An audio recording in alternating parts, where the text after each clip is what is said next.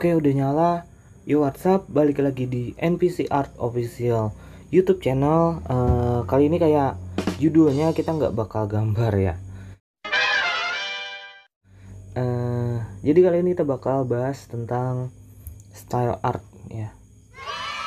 Apa itu style art? Apa yang meliputi style art dan ya dan lain-lain lah. Oh ya, sebelumnya saya ingin konfirmasi dulu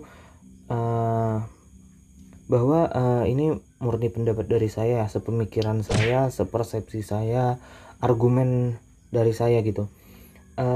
Dan harusnya ini sangat bermanfaat ya bagi nubi atau orang yang baru belajar gambar gitu ya. Dan ya bagi yang udah paham tentang style art ini ya skip aja videonya. Ya kita masuk pembahasannya ya. Apa itu style art? Ya style art itu kayak ciri khas dari suatu seni gitu. Style art, gaya seni gitu ya. Jadi ada ciri khas yang pembeda dari gambar orang lain gitu, stylenya aja ya. Iya, terus saya lihat contekan ini ya.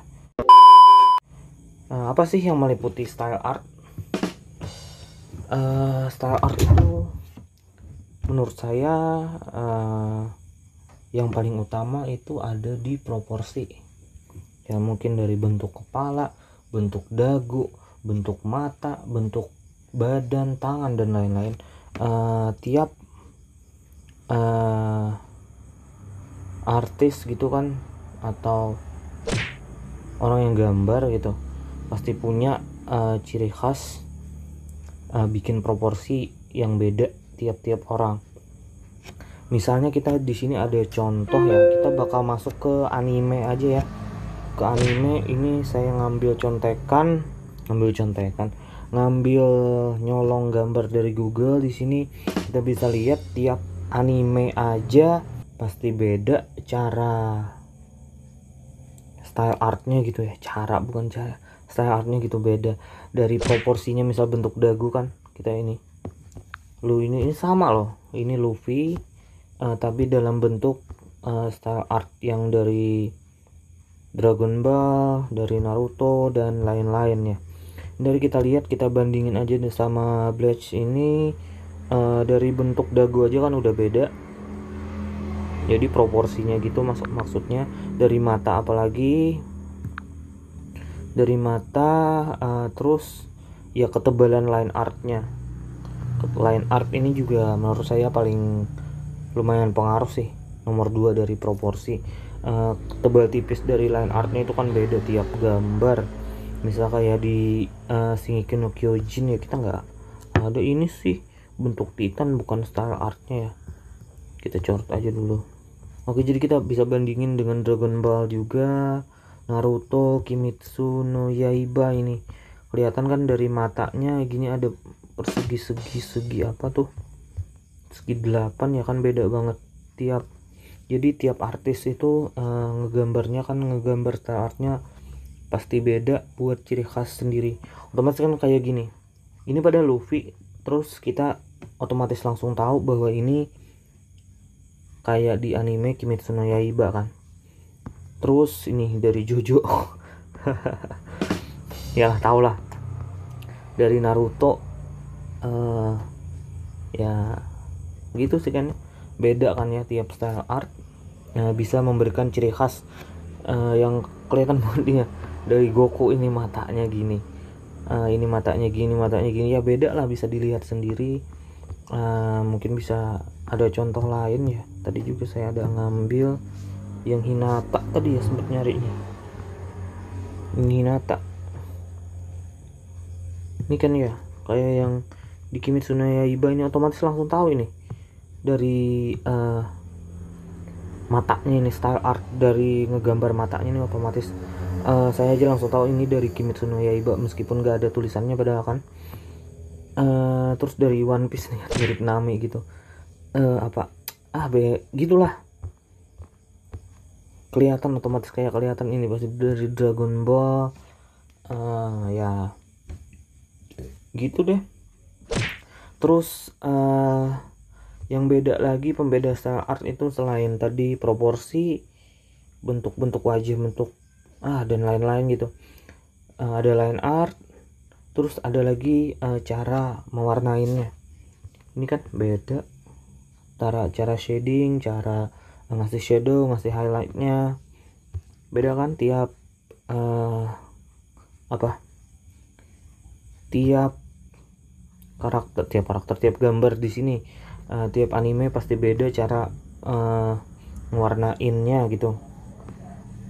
Jadi secara garis besar mungkin itu aja sih yang saya bisa tangkap dari perbedaan style art ini. Mungkin kalau ada tambahan lagi apa yang pembeda antara masing-masing style art, bisa di komen di bawah ya.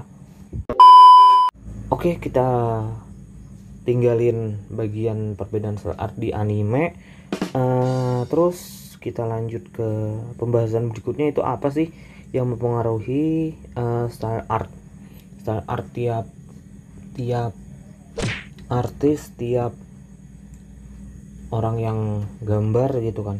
Apa sih yang mempengaruhi? Yang pertama kalau menurut saya ya bakatnya lah.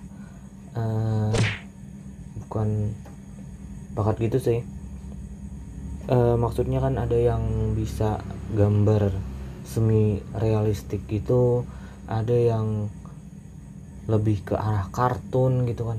Bingung juga sih kalau masalah bakat ya. Cuma ya emang ada sih ya orang yang nggak bisa gambar realistik kayak wajah asli atau proporsi hidung mirip-mirip, nggak anime gitu ya. Ada yang orang yang bisa khusus kayak di anime aja gitu. Ya bingung juga sih untuk bakat ini ya. Terus ada alat gambarnya juga, jelas beda lah. Yang ngelukis pakai cat atau pakai kuas cat, pakai digital art atau traditional art yang pakai pensil atau beda lah ya kan, bakal beda style artnya. Terus referensi, yaitu mungkin ya dia idola sama anime Naruto, jadi dia proporsinya ngikutin di Naruto rata-rata, walaupun gak sama persis gitu ya kan. Kemungkinan ada sih kalau referensi itu. Jadi kalau kita sering nonton anime buat cari referensi ya bagus lah kita ya, walaupun nggak usah ngikutin banget gitu, tapi kita kan bakal dapet referensi dari nonton anime ya. Saya biasanya gitu sih, juga karena bosen juga sih ngegambar, jadi pengen nonton anime terus aja gitu. Oh ya, ini ada list ya, saya cepetin dulu lah, kita lanjut ke pembahasan berikutnya. Masih ada anime yang mau saya tonton tadi. Oke, cara menemukan style art. Ini saya nyontek lagi ya, mungkin pembahasannya gimana caranya kita sebagai artis pemula, orang yang mau gambar pemula, noob ya kayak saya ya, emang sih masih banyak kekurangannya. Gimana sih gimana sih kita nemukan style art yang cocok dengan kita. Mungkin kalau ada orang nanya gitu sama saya, mungkin ya nonton anime aja dulu.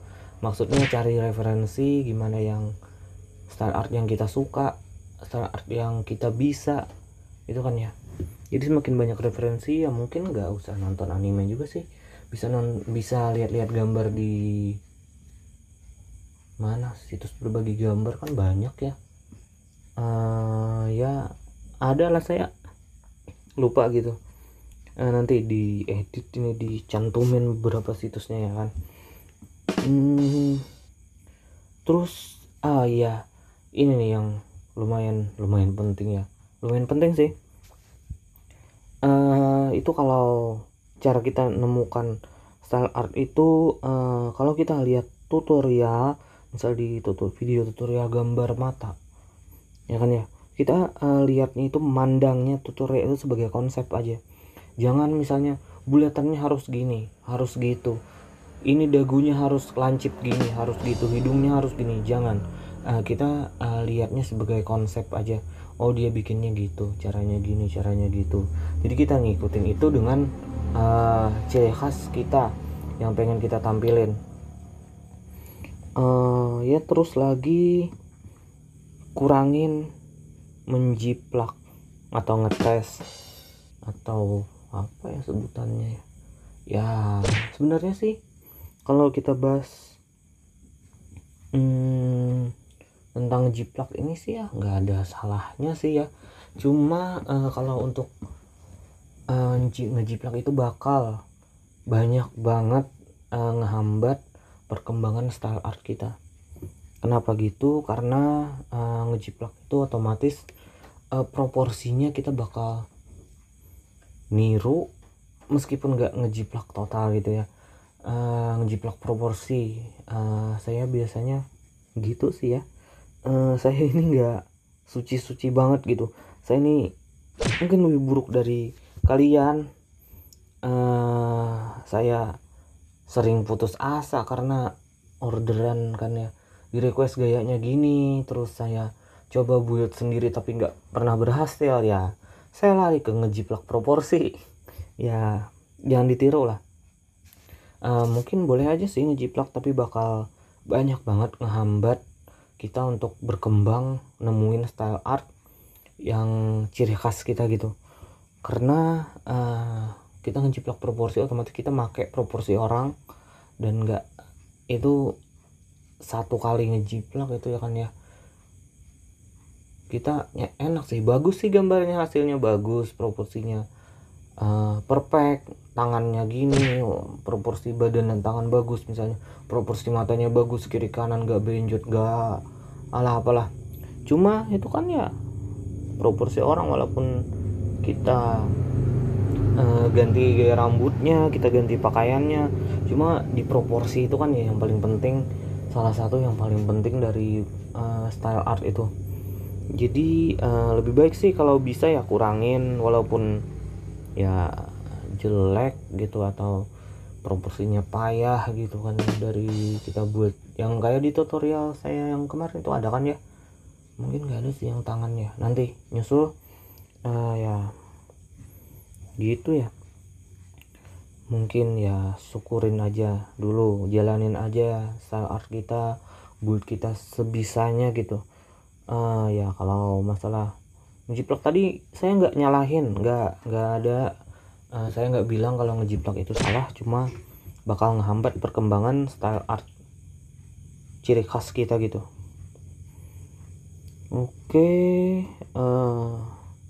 terus kalau udah dapat style art kita, misal kita udah dapet style art kita, cara warnanya gini khusus kita, shadingnya gini, highlightnya gini, shadownya ngasih shadownya gini, line artnya gini kan, proporsinya gini, matanya gini, cara warna matanya gini, dan lain-lain. Terus kita asah terus style art yang ciri khas kita itu, biar kita terbiasa dulu pakai style art itu, kita terbiasa. Misal ukuran kepalanya 1 berbanding 4 sama badan, misal kan ada perbandingan gitu ya kan ya, besarnya ya, mungkin bisa dijelasin di video yang lainnya nanti.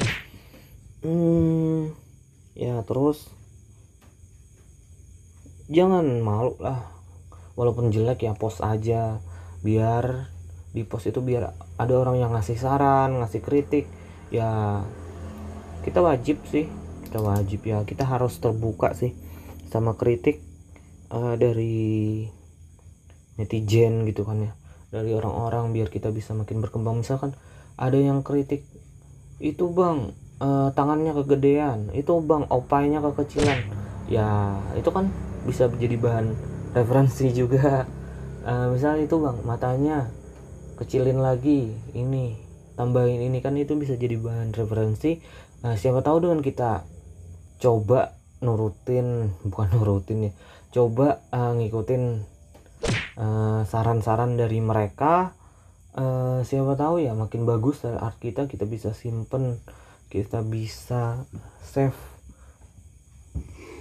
saran itu buat kedepannya lebih baik lagi.